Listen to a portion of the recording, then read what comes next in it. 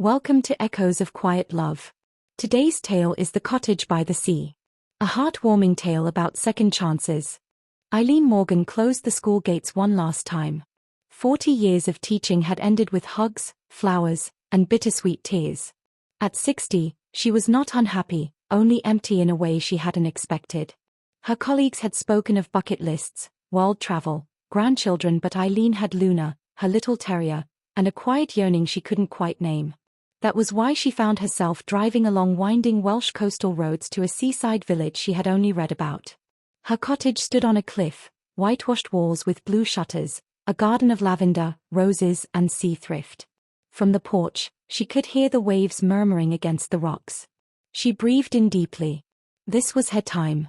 On her second evening, while Luna tugged her down the cliffside path, Eileen met Rhys Lewis. He looked every bit the part of the rugged local, broad shoulders, a beard flecked with silver and eyes a stormy blue-grey. Bear, his husky, padded beside him, fur shining like snow against the fading light. "Evening," he said in that deep, rich Welsh voice. Eileen startled, murmured a shy hello, and tried not to blush when Luna nearly tangled herself in Bear's lead. Rhys chuckled, a sound that warmed her more than the sea breeze. "Seems they've taken a liking to each other."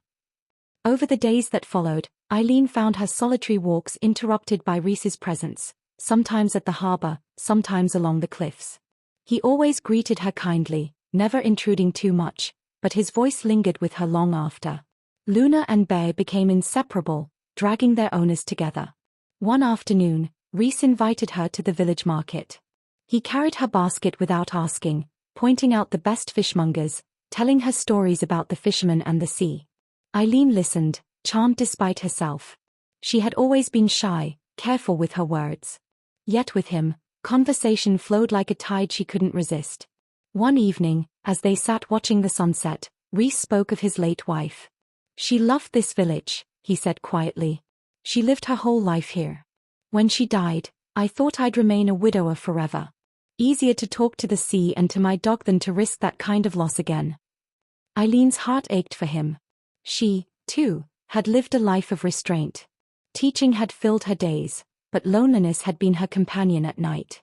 She had told herself she was content, but now she wondered if she had been hiding. One night, the storm rolled in like an angry giant. Waves pounded the rocks below the cliff, lightning streaked across the horizon. The electrical power went out. Inside the cottage, Eileen lit candles. Luna followed her every step and pressed against her leg when she sat down. Then there were 3 knocks at the door. Rhys stood there, soaked, Bear at his side. "Thought you might not like being alone," he murmured gruffly. As thunder shook the cottage, they sat close to each other on the old sofa, hands brushing as they drank tea. Rhys's voice was low, confessional. He glanced at her. "I never thought I'd feel this again. But with you, it's different. Gentle. Quiet. Like a tide I didn't see coming." Eileen's heart soared, and yet, something in his eyes flickered. A shadow. The next day, Rhys grew distant. He walked Bear early and avoided Eileen's gaze when they crossed paths in the village. She wondered if she had imagined the intimacy of the stormy night.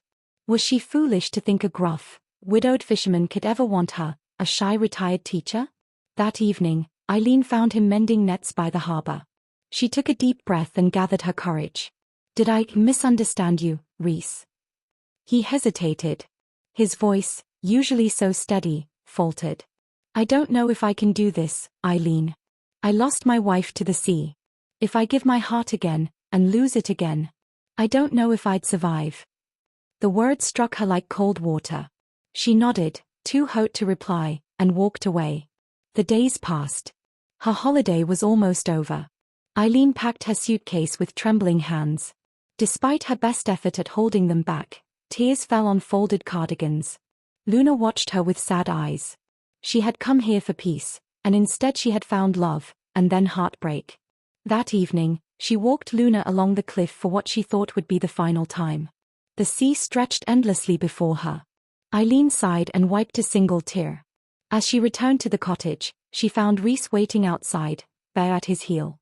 His face was drawn, his hands restless. "I'm sorry," he said, his voice rough. "I was a coward. I let fear hold me prisoner.